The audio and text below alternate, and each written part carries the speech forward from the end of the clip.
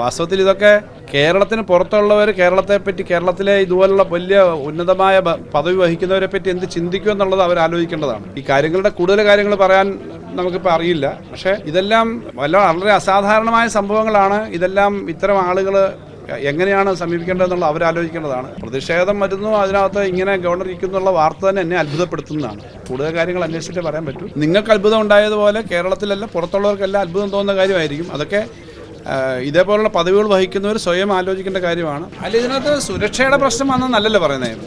ഞാൻ അതേ പറഞ്ഞു, കൂടുതൽ മനസ്സിലാക്കണം. ഇപ്പോൾ കരിങ്കൊടി കാണിക്കുന്നു, പ്രതിഷേധം വരുന്നു എന്നുള്ളതല്ലേ. അപ്പോൾ അതുകൊണ്ട് കൂടുതൽ കാര്യങ്ങൾ അറിയില്ല. ഞാനിപ്പോൾ ഒരു മീറ്റിംഗ് ആയിരുന്നു പത്ര മേഖലയിലെ തന്നെ സീനിയർ ആയിട്ടുള്ള റിപ്പോർട്ടർമാരുമായിട്ടും അവിടുത്തെ എഡിറ്റേഴ്സും ഒക്കെ ആയിട്ടുള്ള മീറ്റിംഗ് ആയിരുന്നു. അവിടെ നിന്ന് ഇറങ്ങി വരുമ്പോഴാണ് ഇങ്ങനൊരു സംഭവം കേട്ടത്. അത് കേട്ടിട്ട് ഞാൻ അതിശയിച്ച് ഇങ്ങനൊരു അതിശയം, അത്ഭുതം തോന്നി. ഇങ്ങനൊരു കാര്യം എന്താണെന്ന് അറിയുന്നില്ല.